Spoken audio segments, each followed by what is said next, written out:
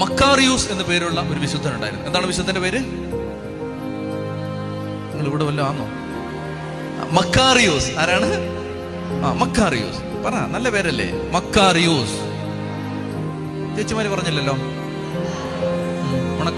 മക്കാറിയൂസ്. ആരാ?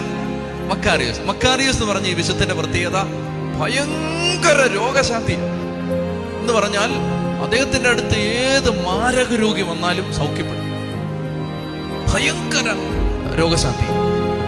വലിയ വിശുദ്ധൻ. ഒരു മലമുകളിലാണ് താമസിക്കുന്നത്. അപ്പോ പാവപ്പെട്ട മനുഷ്യരല്ലേ, നമ്മളൊക്കെ എന്ത് ചെയ്യും? നമുക്ക് തലവേദന നടുവേദനയൊക്കെ ഉള്ളത് കൊണ്ട് നമ്മൾ മക്കാറിയൂസിനെ അന്വേഷിച്ച് മലമുകളിലേക്ക് പോകും.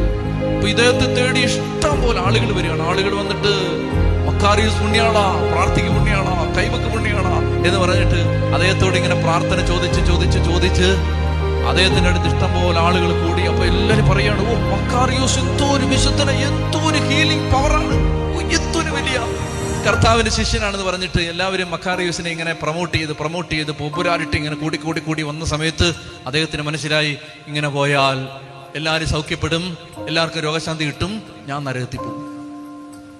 അതുകൊണ്ട് അദ്ദേഹം ഒരു പണി ചെയ്തു.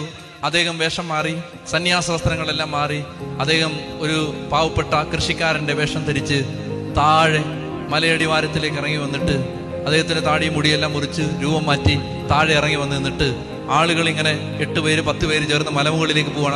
അപ്പൊ ഇദ്ദേഹം ചോദിക്കും, നിങ്ങളിവിടെ പോവാ? അപ്പൊ അവര് പറയും, ഞങ്ങള് മലമുകളിൽ മക്കാറിയൂസിനെ കാണാൻ പോവാണ്. അദ്ദേഹം ചോദിച്ചു, ആര്? മക്കാറി? ആ കള്ളനോ? അദ്ദേഹം തന്നെ അത്, ആ കള്ളനോ? അപ്പൊ അവര് പറയും, കള്ളനോ?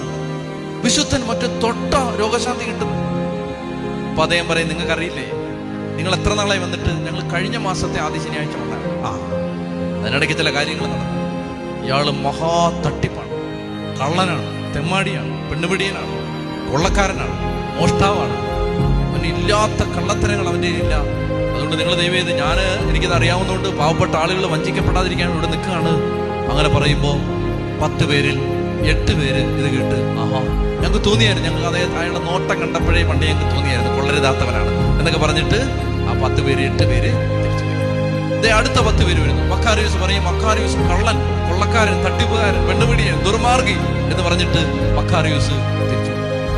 എന്റെ പ്രിയപ്പെട്ട സഹോദരങ്ങളെ, മക്കാറിയൂസിന്റെ അവസാന കാലഘട്ടങ്ങളിൽ ആരും അദ്ദേഹത്തെ കാണാൻ വരാതായി. അദ്ദേഹം മലമുകളിൽ നല്ല ഡാൻസും പാട്ടും നൃത്തവും ആരാധനയും ആരും വരാനില്ല. കാരണം എല്ലാവരും പറയാണ്, മക്കാറിയൂസ് കള്ളൻ, കള്ളൻ, കള്ളൻ.